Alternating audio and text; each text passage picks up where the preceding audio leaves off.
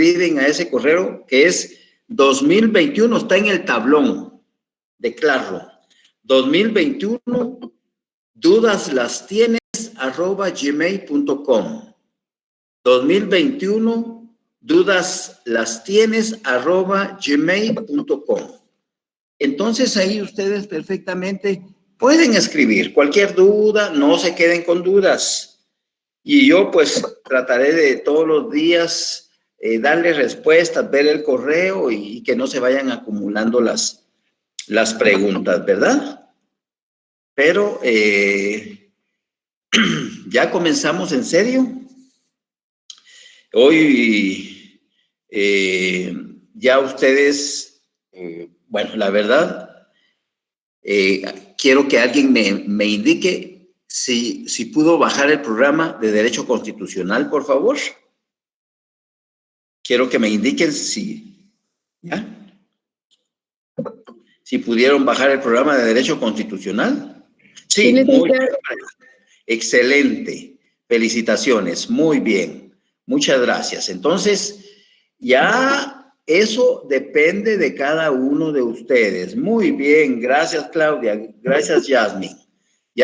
Ahí en su texto paralelo, ahí ténganlo engrapado y van subrayando y ya. Pero qué bueno que lo tienen, los felicito.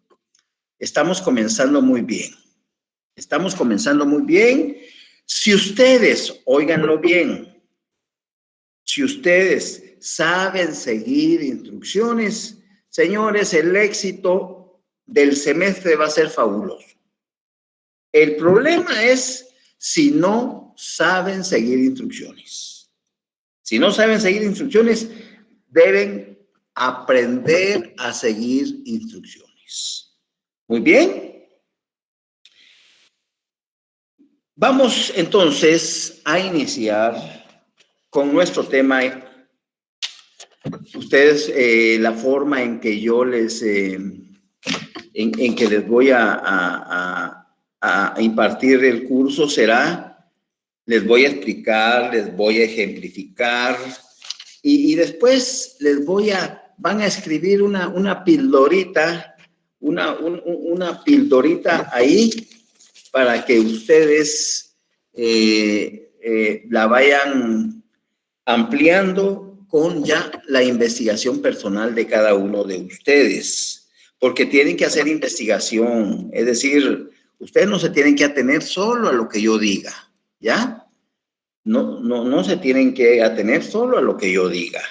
Estaba viendo el laboratorio número 2 de hoy y ya en el laboratorio número 2 de hoy, aparte de la Constitución y de clases, ya ustedes tienen que consultar su ley de orden público, ¿ya? Entonces, por favor, pilas para que no nos vaya. Y el lunes que hay descanso, aprovechen ustedes a como que si estuvieran recibiendo clases. Nuestro primer tema, entonces, el día de hoy es este.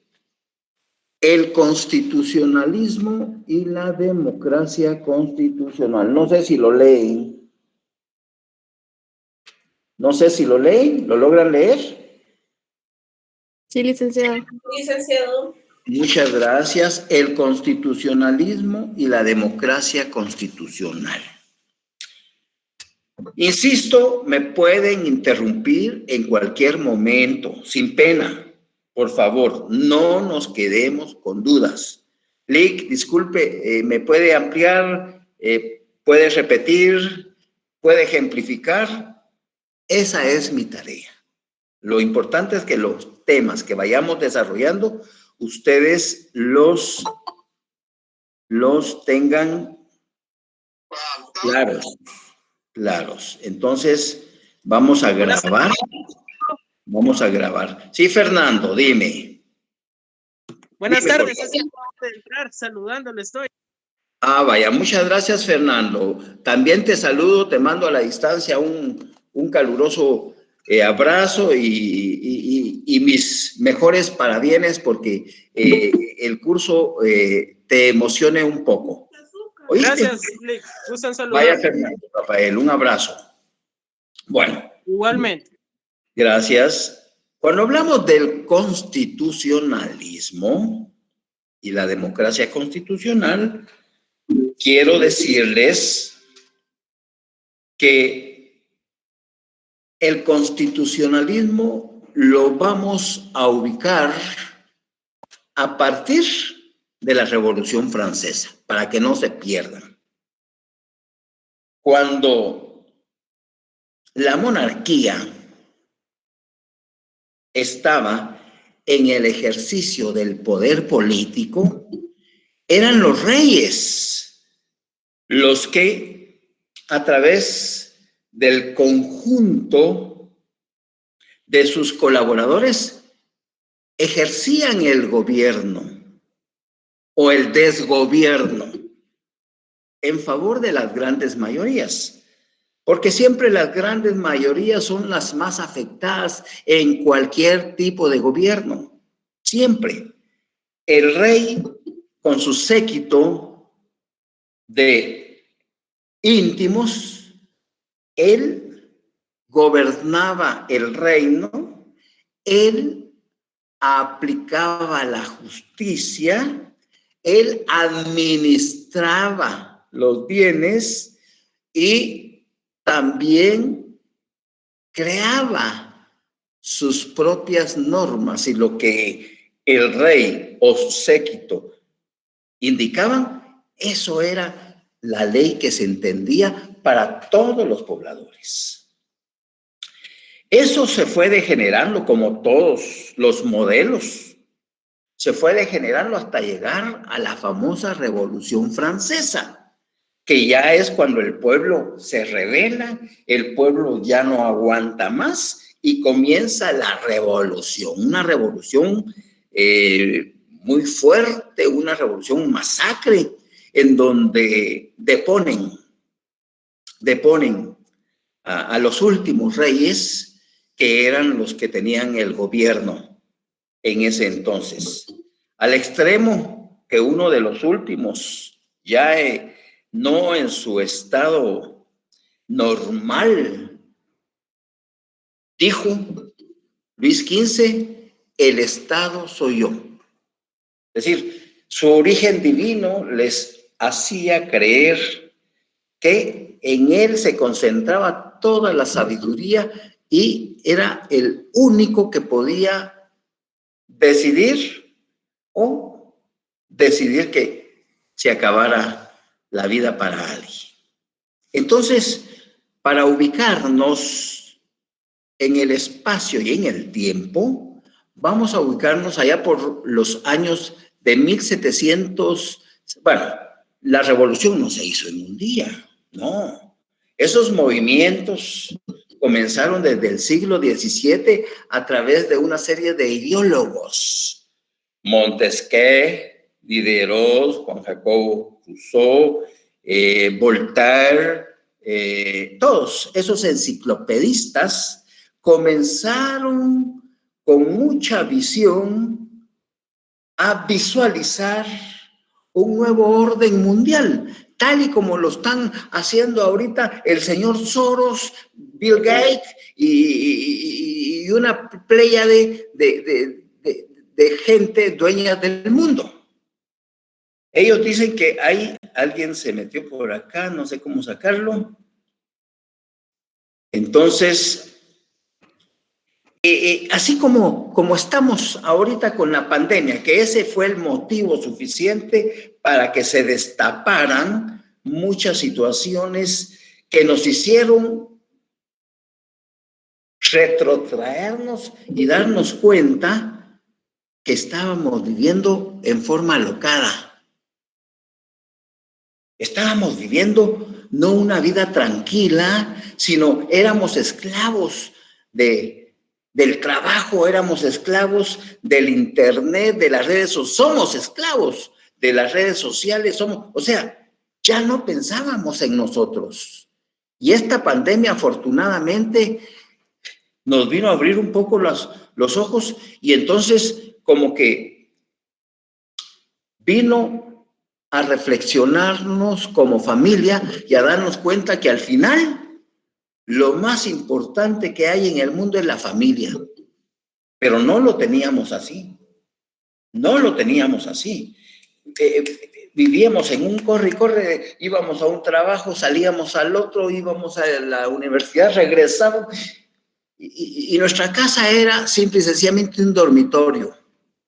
Nuestra casa era solo un lugar para dormir, porque ni siquiera compartíamos con nuestros padres, con nuestros hermanos, con nuestros familia que vivimos dentro de ese ambiente, dentro de ese entorno familiar. Entonces no hay mal que por bien no venga, no hay mal que por bien no venga. Esta pandemia vino a darnos cuenta que no todo es dinero. De nada sirve estar generando y generando y generando mucha plata si al final la plata no te sirve para curarte. No te alcanza para curarte. No tenés acceso a ir al centro médico donde de entradita te van a cobrar 150,000 de depósito. Entonces, la pandemia vino a enseñarnos que la vida no es así. Tenemos que tomarla. Y claro, estamos desesperados con la mascarilla, estamos desesperados porque no podemos compartir con nuestros amigos, con nuestros familiares, pero solo les recuerdo una cosa: vida una vez se tiene. Después de esta vida ya no hay otra. Quizás la vida eterna, ¿ya? ¿Cómo será? No les puedo explicar porque todavía no he tenido esa experiencia. Entonces, no hay mal que por bien no venga. Entonces, cuando en 1776, que fue cuando realmente se funda la República Francesa, surge dentro de esas ideologías, de esos pensadores de un siglo antes que ya venían trabajando, la famosa separación de poderes. Ya no la concentración de poderes, sino abogan por un nuevo modelo para interrelacionarse entre los organismos del Estado y sus pobladores. Y surge, en primer lugar, en la República, surge un documento que va a normar la forma cómo va a estar organizado el Estado. En primer lugar, lo primero que se preocupan los primeros legisladores de la República Francesa era la forma cómo iba a estar organizado el Estado. De esa cuenta hablan de la separación de poderes. Ya hay una división de poderes en donde un organismo del Estado, su función esencial va a ser crear el ordenamiento jurídico de ese país, crear leyes, que es lo que actualmente debería de estar haciendo el Congreso de la República de Guatemala. Pero ellos, como se meten a otras cosas políticas, se les olvida que su función esencial es crear leyes de beneficio social para las grandes mayorías. Crear leyes de beneficio social para el Estado, para que al momento en que venga una empresa transnacional y trate de sacar recursos del país, que estos vayan por lo menos 50-50%, no que se llevan el 98%, el 99% y le dejan un 1% al país de regalías, entre comillas. Y eso lo siguen haciendo allá en Izabal, llevándose el tungsteno, llevándose el oro, llevándose la plata. Inclusive, años atrás vinieron los chinos y sabiendo que las playas del Pacífico son ricas en minerales, ya habían comprado toda la franja al estado de Guatemala. No sé qué negocio turbio se hizo y luego dieron marcha atrás. Entonces, nosotros como país somos ricos ricos en recursos naturales, renovables y no renovables. Pero desgraciadamente, quienes llegan a dirigir los destinos de la nación, les vale un bledo, les vale 20 proteger esa riqueza natural que nuestro 108.883 kilómetros cuadrados que tiene nuestro territorio abundan en riqueza. De esa cuenta, minas de jade, completitas, llevándoselos los chinos, completitos, llevándoselos los chinos. Todo el lado oriental de Zacapa, de Chiquimula, ahí hay una riqueza natural increíble. Sin embargo, van los camiones las 24 horas del día, no paran los camiones, y las autoridades se hacen de la vista gorda porque ya desde arriba está arreglado todo el tamal. Entonces, el primer documento cuando surge la República Francesa es la existencia de una constitución. Cuando en esta constitución está ese conjunto de normas de superior jerarquía que van a normar la forma cómo se va a organizar el Estado, deciden y propugnan por la separación de poderes. Un organismo legislativo que crea leyes, un organismo ejecutivo que administra esas leyes, que hace gobierno y que administra la cosa pública, y un organismo judicial, que es el que aplica las leyes a los casos concretos. Entonces, por aparte, después de haber normado y regulado la forma de organización del Estado, van a normar la forma cómo se van a proteger y a regular los derechos humanos de las personas, de los habitantes de ese territorio. Entonces, hablan y regulan de derechos humanos de carácter individual que van dirigidos con exclusividad a proteger a mi persona como un hombre simple, como un ciudadano, como un menor de edad, como una dama, etcétera, etcétera. Y también van a normar derechos de carácter social que van a tutelar, que van a proteger intereses de grandes mayorías. Por ejemplo, en este momentito nosotros que estamos conectados virtualmente, estamos ejerciendo un derecho constitucional a la educación superior, que es obligación del Estado, proporcionarle a las grandes mayorías.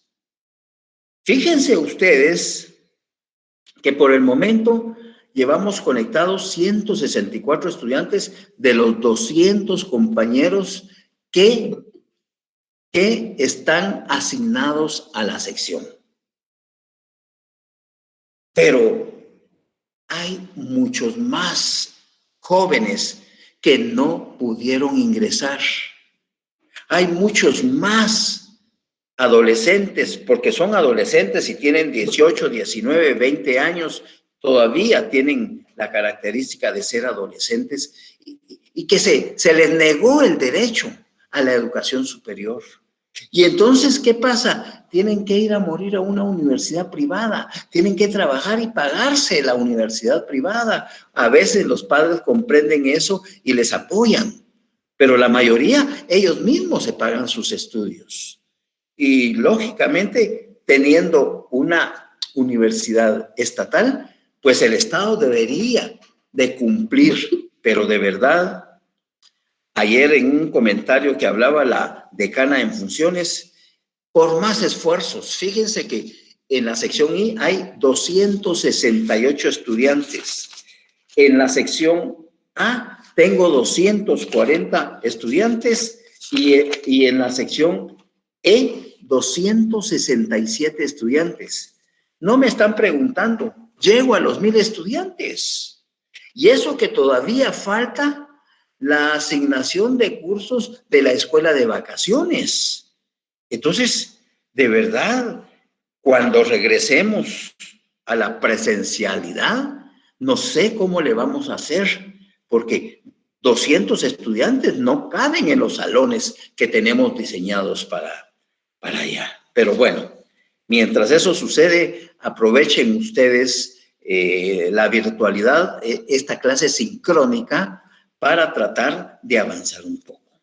Entonces, cuando en la República Francesa nace la primera Constitución como el documento de más alta jerarquía que va a normar no solo la forma como está organizado el Estado, sino también la forma como el Estado se va a relacionar entre los mismos organismos del Estado y todas aquellas otras instituciones que cumplen un cometido específico para satisfacer el bienestar común de la población. En otras palabras, el ejemplo, vuelvo a la Universidad de San Carlos. En este momentito, el Estado está cumpliendo su función social en relación a la educación superior en Guatemala, porque a través de la Universidad de San Carlos se cumple ese cometido. Pero también hay instituciones como el Ministerio Público, cuya función esencial es la persecución penal. Pero también está la Corte de Constitucionalidad, cuya función esencial es velar porque no se violente la norma constitucional. Vean qué tristeza me da ver ese circo que se está llevando a cabo con el doctor Motto. Señores, qué intereses más espurios, qué intereses más negros los de ciertos sectores de la población. Porque si él no era una persona con idoneidad, en el momento oportuno se hubiese, por parte de los que calificaron los requisitos, lo hubiesen no admitido como una persona digna para tan importante cargo. Sin embargo, pasó ese filtro. Sin embargo, se llevaron a cabo las votaciones en formas anómalas, como ustedes quieran, la primera vuelta y después un amparo y la suspendió y después una apelación y se fue a segunda vuelta. Yo no fui a votar, por cierto. Ya tengo años de no ejercer mi voto porque es tal la cooptación que se tiene en todas las instituciones del Estado que de verdad un leño no arde. Entonces, miren qué payasada. Si ya el Congreso de la República le tomó el juramento como magistrado titular en representación del Colegio de Abogados, pues tendrá la Corte de Constitucionalidad que darle la bienvenida y juramentarlo y que cumpla sus funciones hasta el mes de abril. ¿Qué está pasando? Es un verdadero circo.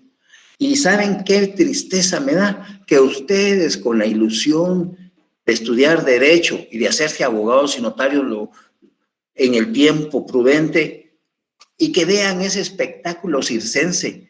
Estamos en los ojos del mundo y dirán, miren mucho en Guatemala. Esos abogados sí que me le dan saludes. Es como hoy, no sé si alguien vio ese video que me mandaron. Óigase bien, y perdone lo que voy a decir, pero ya les va a llegar. En una audiencia virtual que se estaba celebrando, me parece que en un país de América del Sur, creo que en Colombia o en Perú, no sé, estaban en una audiencia penal virtual y el abogado, uno de los abogados defensores, haciendo el amor desnudo con alguien ahí salió.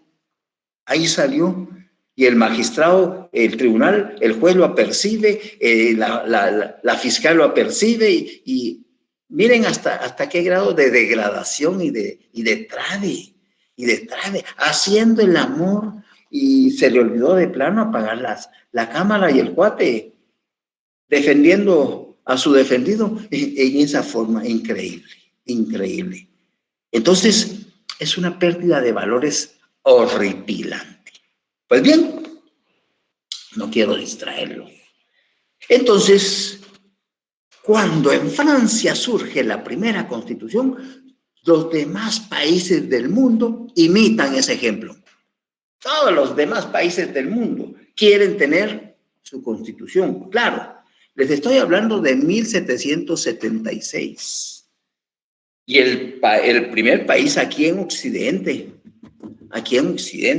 en este hemisferio, fue los Estados Unidos, pues, porque 10 años más tarde Estados Unidos estaba firmando la Declaración de Virginia, donde ellos fueron conquistados por los ingleses y entonces 10 colonias inicialmente se reúnen para firmar la Declaración de Virginia, que hacía las veces de carta fundamental o de constitución política que regía a esas 10 colonias americanas. Después de 1787, ya viene, acuérdense, México se independiza en 1810, países de América del Sur que también tienen su independencia en el año de 1810, 12, etcétera. Nosotros, entre comillas, nos independizamos. El grupito selecto de millonarios, de ricos que dominaban ahí, hicieron el actita, la firmaron y a quemar los cohetes. Aquí no hubo independencia. Seguimos exactamente como el tiempo de la colonia. Aquí no hubo un movimiento revolucionario que fuera en contra de, no. Fue un acomodo de las clases económicamente dominantes del país que se pusieron de acuerdo, los de un bando en contra del otro, y la independencia de Guatemala y de Centroamérica el 15 de septiembre de 1821. Por eso todavía hay algunas autoridades que creen que Guatemala es una finca, que creen que Guatemala es un pedazo de tierra en donde pueden hacer lo que les da la gana. Y por eso es que nos mantienen en la total ignorancia, porque en la medida en que estemos ignorantes, en esa medida no vamos a conocer nuestros mínimos derechos que están contenidos acá en la Constitución y que nos da la oportunidad de saber que sí somos protegidos por el Estado y que podemos hacerlos valer en cualquier momento en que se violenten esos derechos a nuestras personas. Pero el desconocimiento de los mismos hace que nos quedemos calladitos y no hay para dónde. Entonces, cuando ya comienzan en las diversas esferas del mundo a crear su constitución, surge ese movimiento constitucionalista, ¿ya? Ese constitucionalismo que no es ni más ni menos. Si quieren, anotan esto, por favor. Les pediría, por favor, si pueden anotar esto. Como sistema político,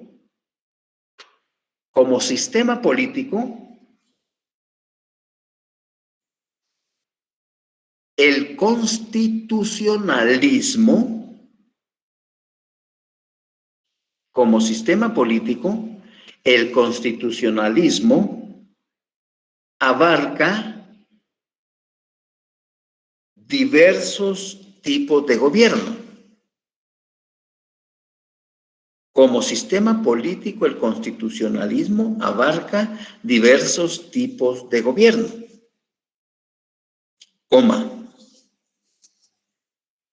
Todos ellos se caracterizan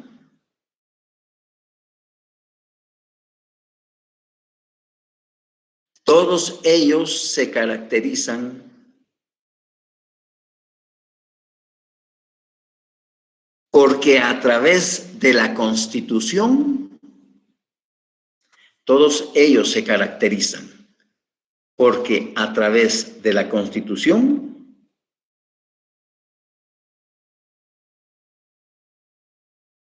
se distribuye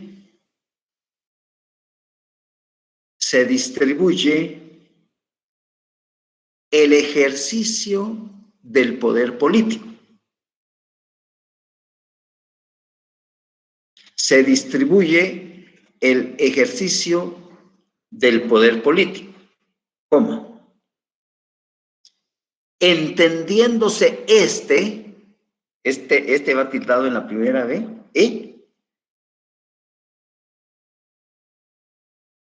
entendiéndose como, y todo esto me lo subrayan por favor, como aquel en que se está legalmente autorizado para ser soberano de la sociedad estatal. Aquel en que se está legalmente autorizado para ser soberano de la sociedad estatal. Muy bien.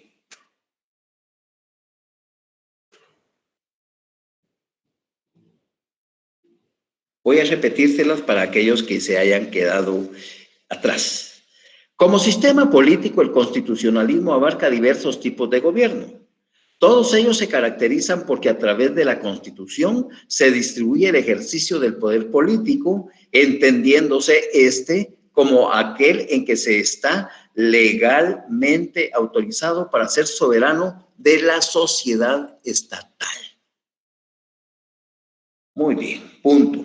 En otras palabras, el doctor Giammattei, nos guste o no nos guste, está autorizado legalmente para ser soberano de la sociedad estatal guatemalteca. ¿Por qué? Porque fue electo por parte de los guatemaltecos en un evento electoral. Los diputados, como representantes y dignatarios de la nación, también fueron electos legalmente por la población. Solo el organismo judicial, que tiene un sistema diferente para elección, y que, por cierto, octubre, noviembre, diciembre, enero, ya llevan 15 meses de estar usurpando, el cargo los magistrados de la Corte Suprema de Justicia, porque ellos desde octubre del año 2019 debieron haber entregado el cargo. Sin embargo, todo ese tipo de cooptaciones y de manoseos ha hecho que estemos como estemos. ¿Y qué tipos de gobiernos? Por ejemplo, si yo les preguntara a ustedes, ¿qué tipo de gobierno tiene Guatemala? ¿Cuál sería su respuesta? ¿Un gobierno conservador, Lic? ¿Cuál es tu fundamento? Bueno, en lo personal, Lic, yo siempre he creído que Guatemala ha dependido mucho de otras culturas. Guatemala prácticamente no se ha basado debido en sus principios, ¿verdad? Como usted estaba diciendo al principio, nosotros tenemos riquezas, ¿verdad? Sí. Riquezas por medio de las cuales podemos explotar nuestra economía. En cambio, Guatemala no las utiliza para favorecerse a sí misma, ¿verdad? Con esto me refiero a que Guatemala, en cierta parte, prefiere venderlo a un caso, como usted dice, empresas transnacionales, que crear con sus propios recursos empresas guatemaltecas, ¿verdad? Y poder posicionarse como nosotros, como empresas transnacionales en otros continentes. No sé si usted puede captar mi punto. Capto tu punto, pero no es que Guatemala venda. A Guatemala le imponen, ¿ya? Principalmente los Estados Unidos. Nosotros somos un satélite de los Estados Unidos. América Latina depende de los Estados Unidos. Y todas las políticas de explotación de recursos naturales, nuestras autoridades no están capacitadas, ni siquiera el Congreso de la República, para crear los mecanismos suficientes o leyes que regulen la explotación de los mismos. ¿Por qué? Porque recuérdate que los diputados, al final, ¿qué intereses están defendiendo? Los de la clase económicamente dominante, los de las familias que son las dueñas del país. Entonces Guatemala no regala, no. Se conmiseran de darle el 1 o el 2% de las regalías de lo que obtienen como riqueza. Entonces, vuelvo a la pregunta. Cuando decimos que el constitucionalismo abarca diversos tipos de gobierno, ¿qué tipo de gobierno tiene Guatemala? Comencemos por nuestro país. Buenas tardes, licenciado. Buenas tardes. Disculpe, en el artículo 140 de la Constitución Política de la República de Guatemala establece que el sistema de gobierno de Guatemala es republicano, democrático y representativo. Por favor, ya Irene nos está abriendo los ojos. ¿Tiene su Constitución a la mano? Por favor, me subrayan el artículo 140 de la Constitución. Gracias, Irene. Estado de Guatemala.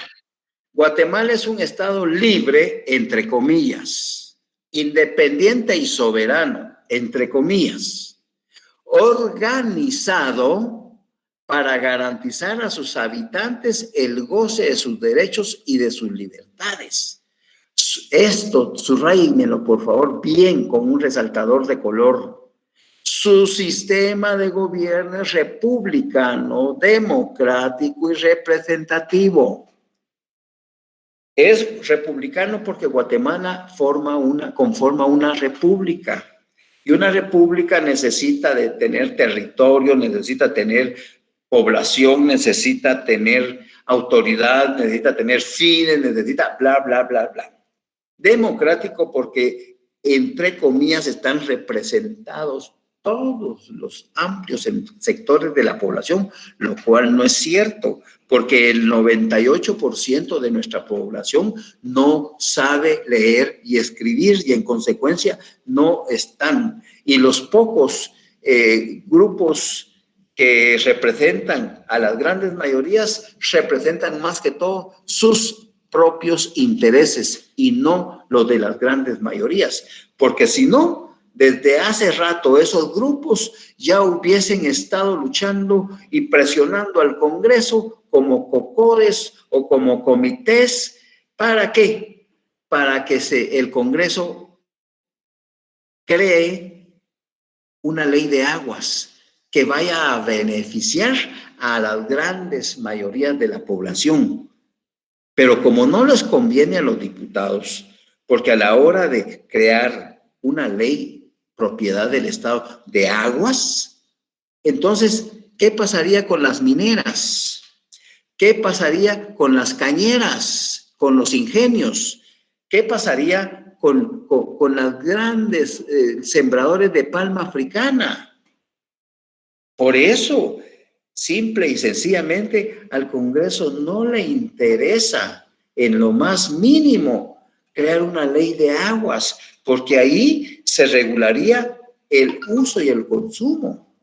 Yo no sé si ustedes saben que de Europa, principalmente de España, vienen grandes tanques a llevarse parte de nuestra agua dulce. Porque allá en Europa, agua dulce ya no tienen, con excepción de Rusia, que tiene el río Baikal, que es uno de los más profundos del mundo. Pero Francia, Barcelona, España, todo, viene a robarnos el agua de acá en grandes barcazas y se la llevan para allá. Y eso las autoridades lo saben, pero no son capaces porque no aman a Guatemala.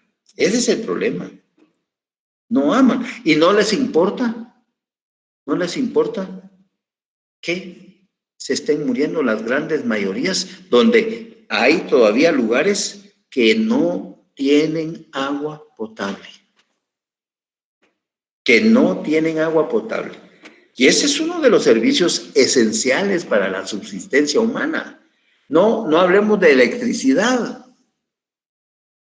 Algunos de ustedes que me están escuchando y me están viendo en este momentito, están en los lugares allá por Quiché, por Aguacatán, por San Marcos, en lugares terribles donde la señal de internet apenas.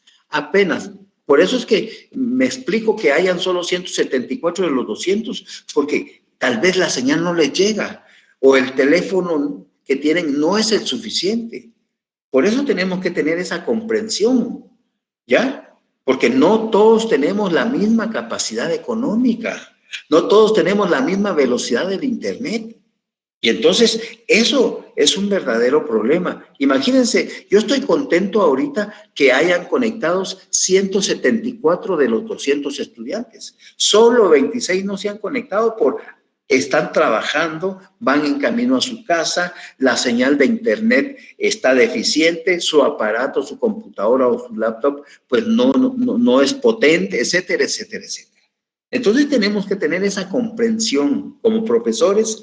Tenemos que tener esa comprensión. Y nosotros que sí tenemos esas facilidades, sintámonos dichosos. Entonces, ya saben ustedes que nuestro sistema de gobierno es republicano, democrático y representativo. Artículo 140 de la Constitución. Aprovechando, leamos el 141, que dice: la soberanía radica en el pueblo, quien la delega para su ejercicio en los organismos legislativo, ejecutivo y judicial. La subordinación entre los mismos es prohibida. Quiere decir que los 17, si es que somos 17 millones de habitantes, porque aquí no hay datos confiables, los 17 millones de habitantes ejercemos el poder supremo de dominación, es decir, ejercemos la soberanía. Pero como no podemos ponernos de acuerdo para resolver nuestros problemas, delegamos el ejercicio de esa soberanía en los 3 organismos: organismo legislativo, organismo ejecutivo y organismo judicial. Ya les reitero o les repito que el legislativo hace leyes, punto. Proceso de creación de leyes. Eso es lo que los diputados, los dignatarios de la nación, los representantes del pueblo, son lo que deberían de estar haciendo, en lugar de estar retorciendo las leyes y metiéndose en el campo de la Corte de Constitucionalidad y en el campo de la Corte Suprema de Justicia. Su quehacer es hacer leyes de beneficio para el país, de beneficio para las grandes mayorías. Está el organismo ejecutivo, que es el que desempeña el presidente de la República como presidente de la República y como administrador del Estado, porque él es nuestro empleado. Él como presidente es nuestro empleado. Él está administrando la cosa pública. Y para eso se rodea de una serie de ministros, de colaboradores. Y aquí eso lo encuentran ustedes en su ley orgánica. En su ley orgánica. Aquí están todos los colaboradores. Están el Ministerio de Agricultura, Ganadería y Alimentación, es el artículo 19 de los ministerios, el Ministerio de Comunicaciones, Infraestructura y Vivienda, de Cultura y Deportes, de Economía, de Educación, de Energía y Minas, de Finanzas Públicas, de Gobernación, de la Defensa Nacional, de Relaciones Exteriores, de Salud Pública y Asistencia Social, de Trabajo Social, de Trabajo y Previsión Social, el de Ambiente y Recursos Naturales, el de Desarrollo Social, o sea, 14 ministerios. Pero no crean que él puso a sus ministros. No, no. A él se los impusieron. ¿Y quién? Pues el CACIF, los dueños del país, los que mandan. Entonces, mira, Yamatei, ponete a finanzas a fulanito, al de economía te pones aquel y al de trabajo te pones, y le dan a él el chance de 3 ministerios, el de cultura, por decir algo, el de trabajo y alguno otro. Los demás tienen que ir a proteger los intereses de las grandes mayorías, es decir, de la minoría dominante. Por eso es que puso a Miguelito en el centro de gobierno, ¿eh? Y por lo menos tuvo la decencia de, con el dolor de su corazón, decirle, bueno, tengo mucha presión y no es aconsejable que estés ahí. Mejor andate, ¿ya? Pero mientras tanto, el hombre ganaba 150,000 quetzales mensuales, más otros prebendas, más en los Estados Unidos están investigando unas cuentas de más de $150 a nombre de él, que están depositados en bancos de los Estados Unidos. Son tan brutos que no hacen bien las cosas. Son tan brutos que no saben hacer bien las cosas, ¿ya? Pero bueno, eso es harina de otro costal. Yo lo que quiero dejarles claro hoy es que el constitucionalismo es ese movimiento ideológico, jurídico, político y filosófico que concentra a todas las constituciones del mundo, principalmente no puedo decir que la Constitución de Cuba esté dentro de ese constitucionalismo, la de Venezuela, la de Rusia, la de China, pero el movimiento es ideológico, jurídico y político. Y la idea es que regula diversos tipos de gobierno. Por ejemplo, ya sabemos qué tipo de gobierno tiene Guatemala, pero si vamos a nuestro vecino México, ya ahí cambia en la Constitución el tipo de gobierno, porque hay un órgano central, pero cada estado de México tiene su propia Constitución y hay un órgano central. Si vamos a los Estados Unidos, por consiguiente, cada estado es independiente con sus propias normativas, regidos por un órgano federal que va a unir a todos los 50 estados de los Estados Unidos. Entonces, el constitucionalismo viene a ser ese movimiento jurídico, ideológico, político y filosófico que intenta caracterizar a los diversos tipos de gobierno en función de que estos presten un beneficio a la población. Y para ello, cuando hablamos del constitucionalismo, tenemos que hablar de la Constitución como la norma suprema de normas que va primero, a organizar el Estado y segundo, a normar y a regular los derechos fundamentales del hombre. Saco a colación este tema porque es de actualidad. Estaba oyendo una propuesta del presidente del Congreso de la República en relación a la pena de muerte. Guatemala, en su artículo 18 de la Constitución, habla de la pena de muerte, ¿ya? Guatemala lo tiene regulado. Dice, la pena de muerte no podrá imponerse en los siguientes casos, con fundamento en presunciones a las mujeres, a los mayores de 60 años, a los reos de delitos políticos y comunes conexos con los políticos y a reos cuya extradición haya sido concedida bajo esa condición. Contra la sentencia que imponga la pena de muerte serán admisibles todos los recursos legales pertinentes, inclusive el de casación. Este siempre será admitido para su trámite. La pena se ejecutará después de agotados todos los recursos. El Congreso de la República podrá abolir la pena de muerte. Y la propuesta del actual presidente de la República es reactivar la pena de muerte. Pero si aquí está regulada, aquí está regulada. Cuando digo reactivar, es que cuando firmamos en el gobierno de Che Laugeru García, que se firmó la Convención de los Derechos Humanos en Costa Rica, ahí en la Convención no toma en cuenta la pena de muerte.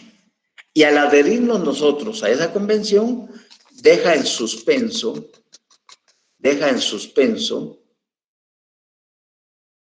este artículo 18. Pero lo que ha faltado aquí es carácter de los jueces. Si los jueces pueden condenar a la pena de muerte, pues hay que hacerlo.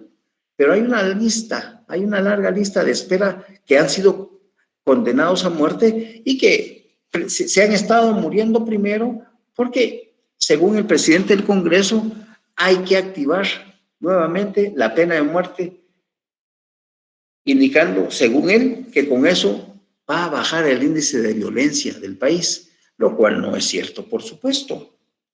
Acá, mientras no haya más fuentes de trabajo, mientras no haya una preocupación de parte del Estado en el problema de la salud integral, mientras no haya una preocupación del Estado en proporcionar una vivienda digna a ese déficit de más de 2 millones de familias que necesitan, las condiciones materiales van a seguir siempre las mismas. No vamos a poder tratar de salir de ese atolladero. El trabajo, vean, con esas medidas de restricción que está tomando en estos momentos la ministra de Salud Pública, con un simple acuerdo, ese no tiene la fuerza suficiente. Eso es inconstitucional, porque tiene que haber un estado de sitio para que entonces, con base al estado de sitio, se restrinjan ciertas situaciones. Pero esto es solo con un acuerdo gubernativo y ese no tiene la fuerza suficiente para que se cumpla. ¿Ya? Pero bueno, estamos en Guatemala y todo es posible. Preguntas, hay 3 minutos para preguntar lo que hemos hablado.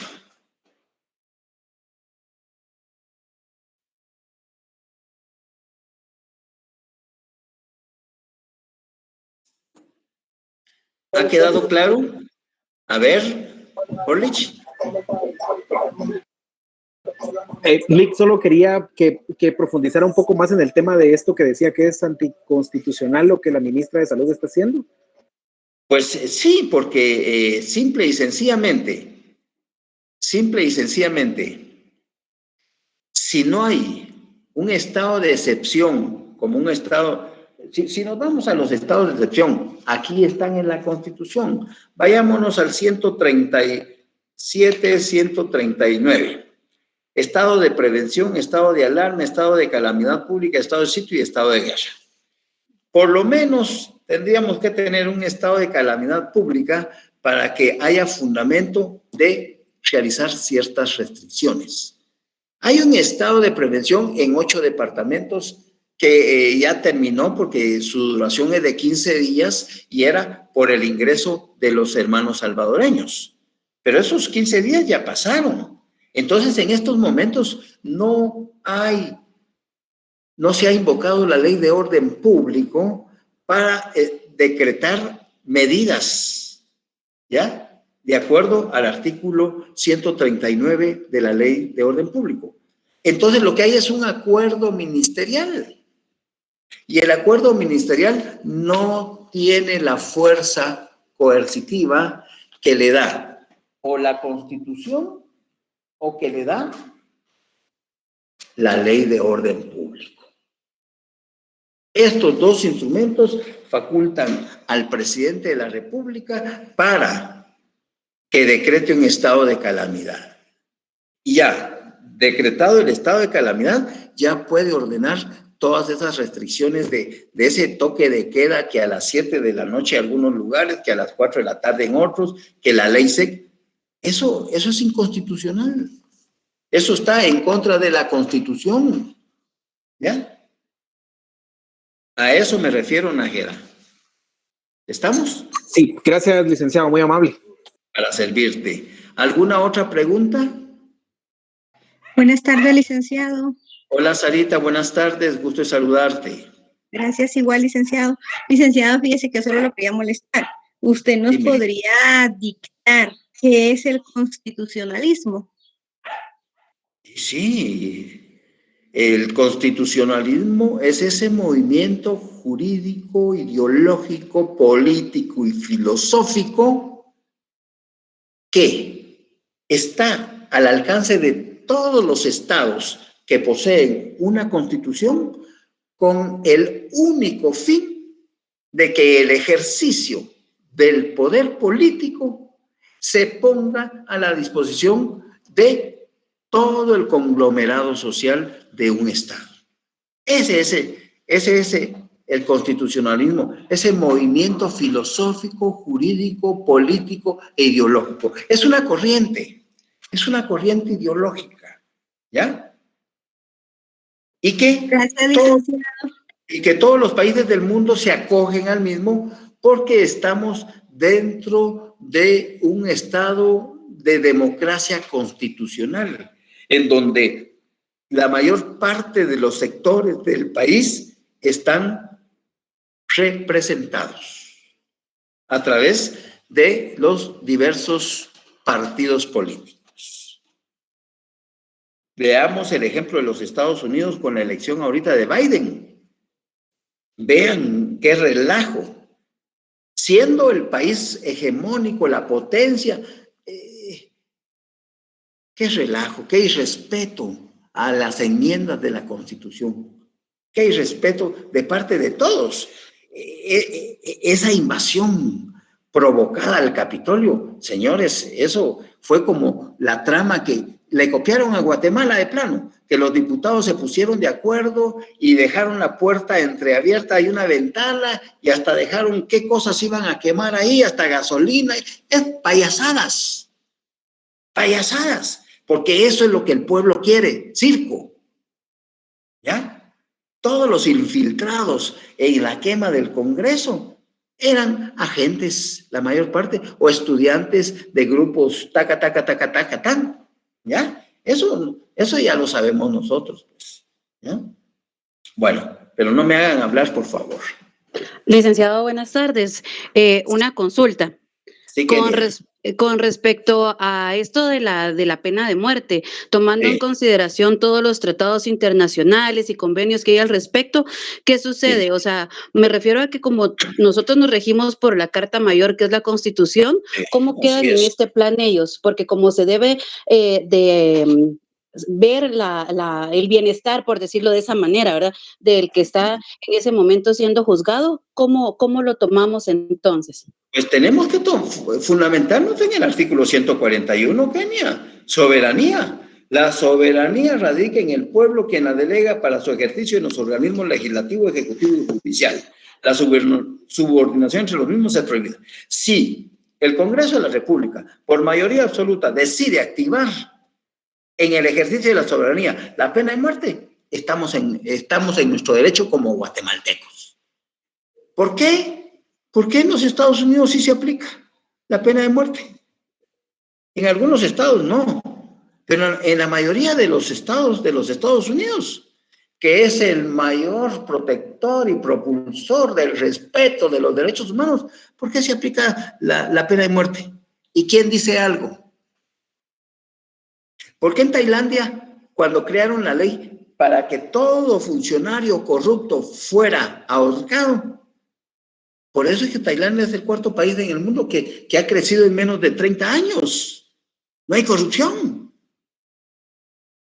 ¿Ya? Entonces, en el ejercicio de la soberanía, y siendo el organismo legislativo uno de los organismos que le hemos delegado el ejercicio del poder soberano, y si ellos, de los 160 diputados, deciden que debe de aplicarse la pena, inmediatamente la Corte Suprema de Justicia debe de indicarle a los juzgadores que la pena de muerte está vigente y en consecuencia por los delitos de asesinato, de magnicidio, etcétera, etcétera, podrán aplicar la pena de muerte.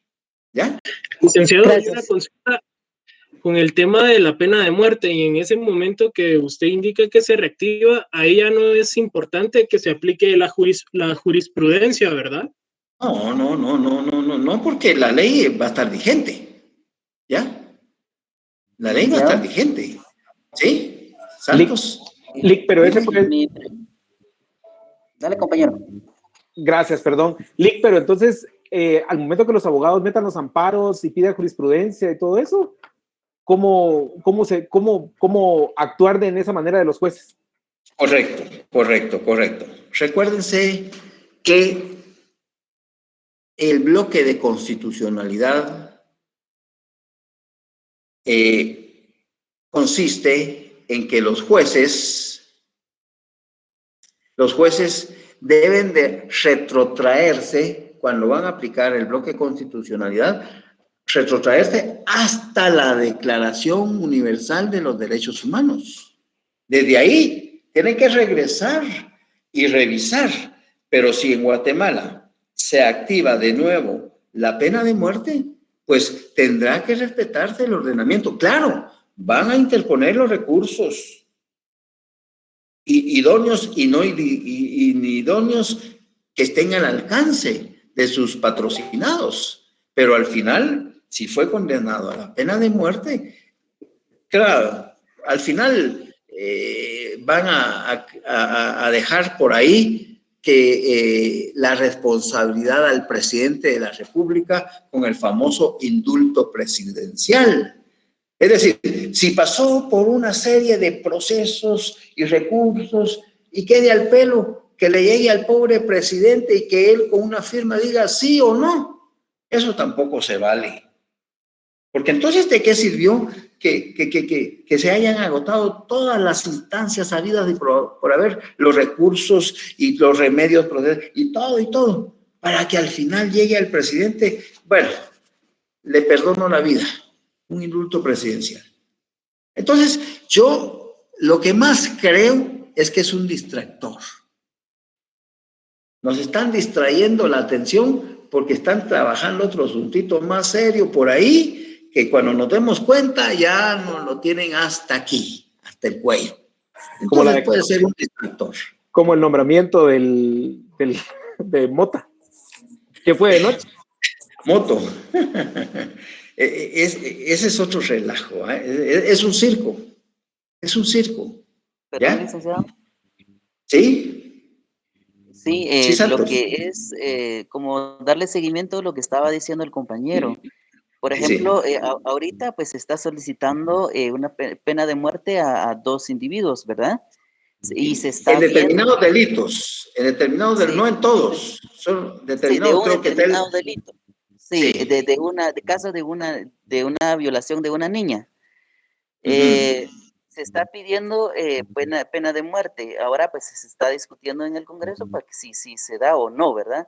Sí. Mi pregunta es de que, como ya dijo el compañero, ya hay jurisprudencia en la Corte de Constitucionalidad de que no a la pena de muerte, y además pues estamos como Estado pues hemos firmado el Pacto de San José. Entonces, correcto. A partir de eso pues de que nos dice que no podemos caer a pena de muerte. Si los derechos humanos, por ejemplo, interpone recursos de amparo o denuncia en contra del Estado ante la Corte Interamericana, podría ser sancionada, pues, el Estado. Por supuesto. Como te repito, para mí esto me suena más a una medida distractora. Más que a resolver el problema de la violencia en Guatemala. A mí me suena más a un distractor que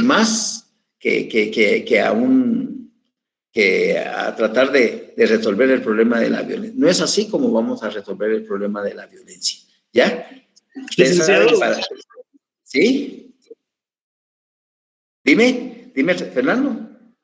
Perdone, apagué mi micrófono por accidente. Con el tema que mencionaban los compañeros de los tratados internacionales y los convenios, al momento, ¿verdad? Que Guatemala quiera reactivar la pena de muerte, mi consulta es si usted me lo puede aclarar. ¿Esos tratados se rompen o siguen en funcionamiento dentro de nuestro ordenamiento jurídico? Muy buena pregunta. Ese es en el artículo 46 que habla de la preeminencia del derecho internacional. Se establece el principio general de que en materia de derechos humanos, los tratados y convenciones aceptados y ratificados por Guatemala tienen preeminencia sobre el derecho interno. Aquí va a depender de la posición que tengan las autoridades. ¿Por qué? Ese artículo 46 de la preeminencia del derecho internacional indica que en materia de derechos humanos, esos tratados están por encima del derecho interno. Pero, ¿qué entendemos por derecho interno? La Constitución es producto de una Asamblea Nacional Constituyente. Los tratados y los convenios en materia de derechos humanos son ratificados por el Congreso de la República, es decir, un órgano inferior a la Constitución. Sin embargo, algunos estudiosos del derecho constitucional dicen que esos tratados están supraconstitucional, es decir, por encima de la Constitución. Otros los ubican en la misma jerarquía y en mi caso yo los ubico abajo de la Constitución. Y los ubico abajo de la Constitución porque quien ratifica esos convenios es un órgano inferior a la Constitución. ¿Ya? Entonces, el tema es para pasarnos toda la tarde discutiendo.